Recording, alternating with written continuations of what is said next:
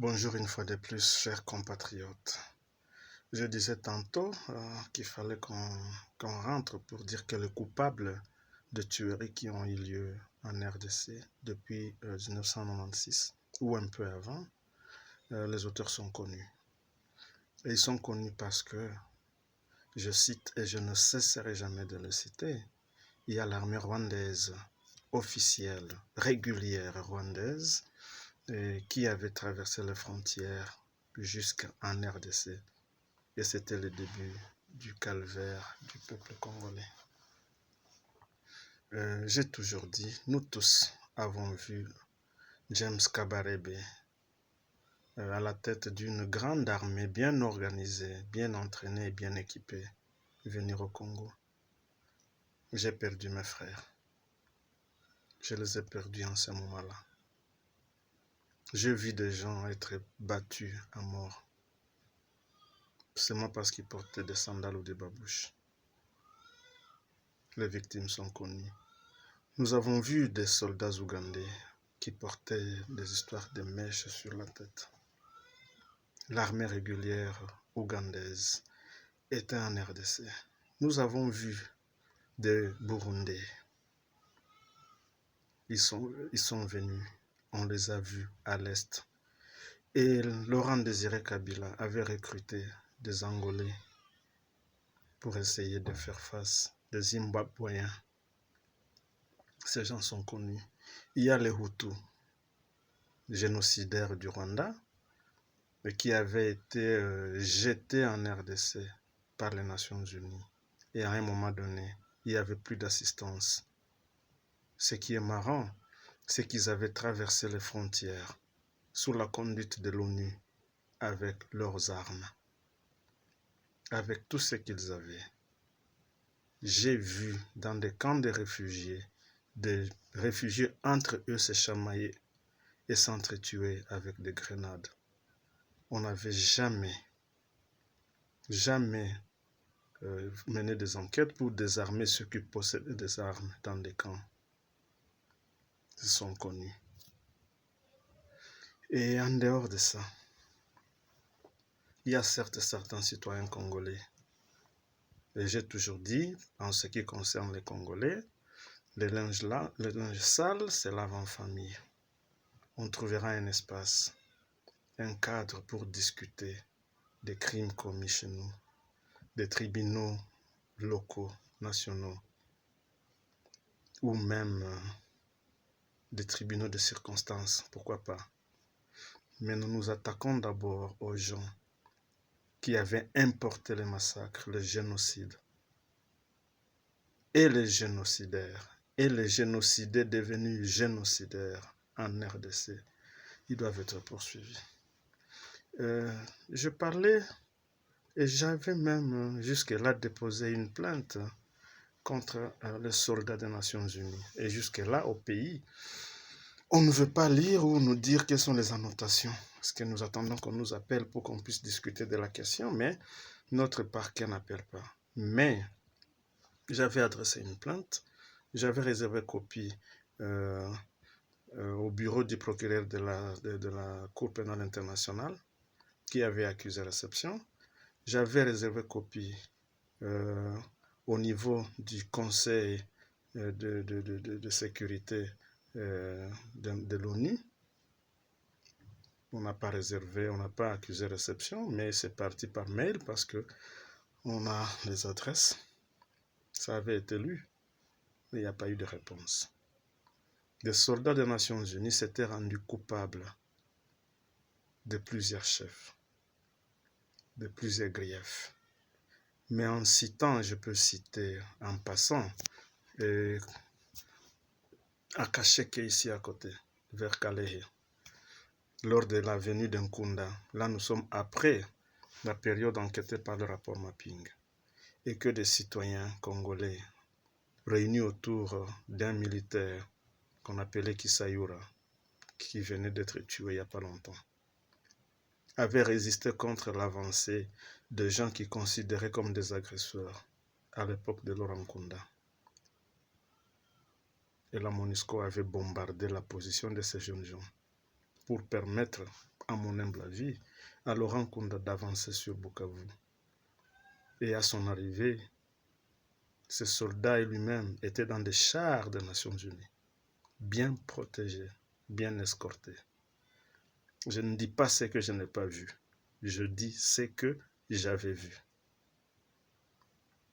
Ça, c'est un premier grief.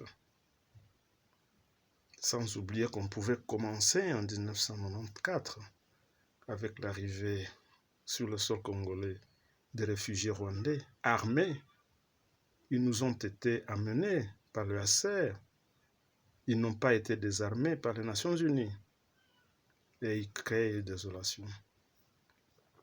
Et quand ils massacraient des gens, par exemple à Kaniola, et que des jeunes gens organisés autour de M. Kahacha, Albert, qu'on appelle Foka Mike, et quand ils avançaient, ils étaient toujours trahis par la MONUSCO. Parce que c'est la MONUC et la MONUSCO qui disaient non, n'avancez pas, attendez, on négocie.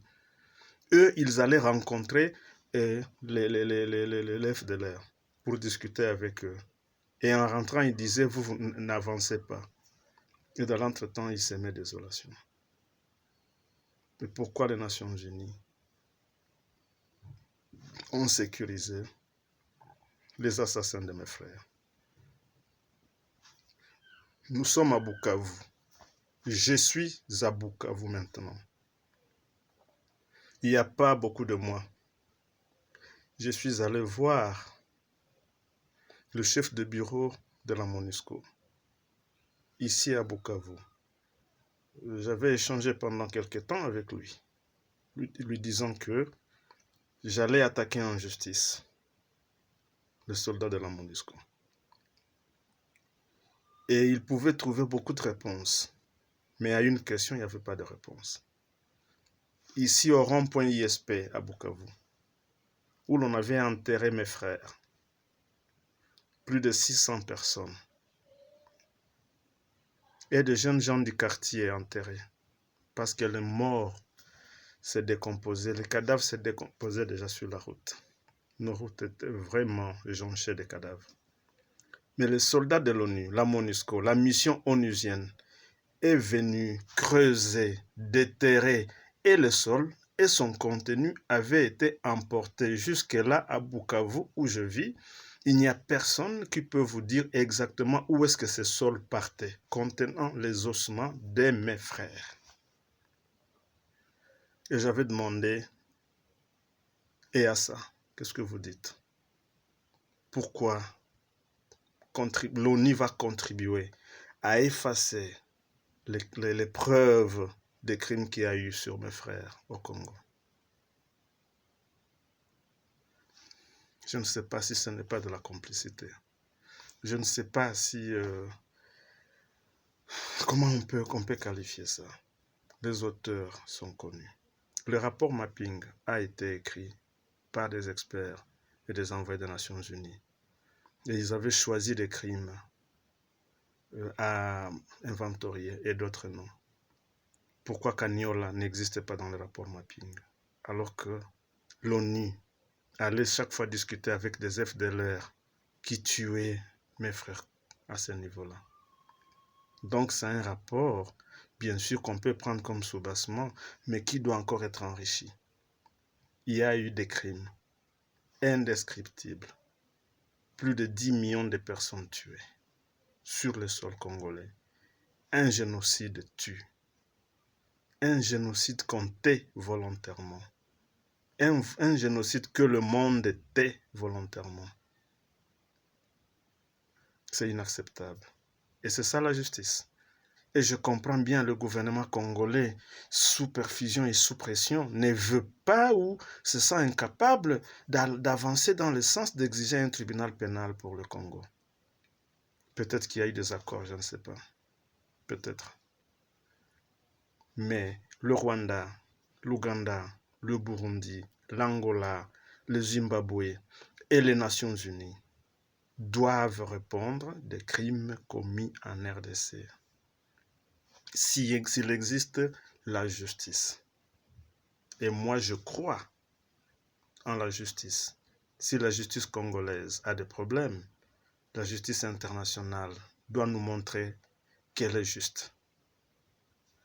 En nous établissant, en créant et en tenant jusqu'à la fin de tous les procès au travers d'un tribunal pénal international pour le Congo.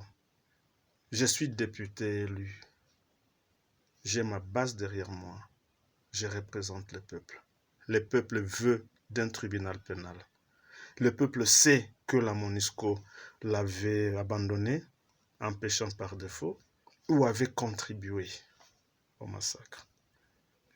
Je suis à Bunyakiri, à Kamananga, en date du 24 mai 2012, à 5 heures du matin. Des FDLR viennent massacrer dans le village de Kamananga, alors que les soldats de la MONUSCO étaient encore en patrouille dans le même village et à grand nombre. Aucune balle n'avait sifflé. Rien n'avait été fait. Mes frères avaient été tués. Si la MONUSCO n'était pas là, mes frères allaient comprendre qu'ils ne sont pas sécurisés et peut-être iraient passer la nuit dans la brousse. Mes frères seraient vivants aujourd'hui. Mais hélas, massacrés au vu des soldats de la paix. Des soldats qui sont censés les sécuriser. Des soldats qui consomment des millions de dollars pour les sécuriser. Et ce que nous apprenons, ça reste à vérifier, c'est qu'à la veille des massacres, les soldats de la MONUSCO auraient acheté des machettes de paisibles citoyens. Des machettes avec lesquelles les citoyens pouvaient se défendre contre l'ennemi. Et ce qui est curieux, ces machettes, on ne sait pas quelle est leur destination, qu'on nous les amène. Peut-être que ce sont les mêmes machettes que les FDLR avaient utilisées pour tuer mes frères. Et si ce n'est pas le cas, où sont parties ces machettes? Et si c'est vrai que les machettes avaient été achetées, parce que nous avons beaucoup de témoignages qui vont dans ce sens, comment les Nations Unies peuvent aller acheter des machettes usagées dans des ménages? Comment l'ONU, qui peut comprendre ça? Et voilà que, à cause de cela, Kamere risque même d'être décapité. Le complot est grand, mais le peuple veut de Kamere libre, sans poursuite, et veut d'un tribunal pénal international pour le Congo. Le peuple n'a pas besoin de plus ni de moins. Ce n'est pas fini. Il y a beaucoup de choses à dire là-dessus. Mais l'ONU en RDC s'est rendu coupable et continue à se rendre coupable par le fait qu'elle tait le génocide au Congo parce qu'on doit protéger une soi-disant minorité. L'ONU s'est rendue coupable en sécurisant les égorgeurs qui nous tuent et quelque part en les aidant à bombarder des positions ou même en les transportant dans leurs blindés. L'ONU les aide en essayant d'effacer les preuves, en déterrant les ossements de mes frères et en emportant Essol et son contenu, peut-être pour que jamais on ne puisse faire des examens. Les bourreaux sont connus. Il faut une justice.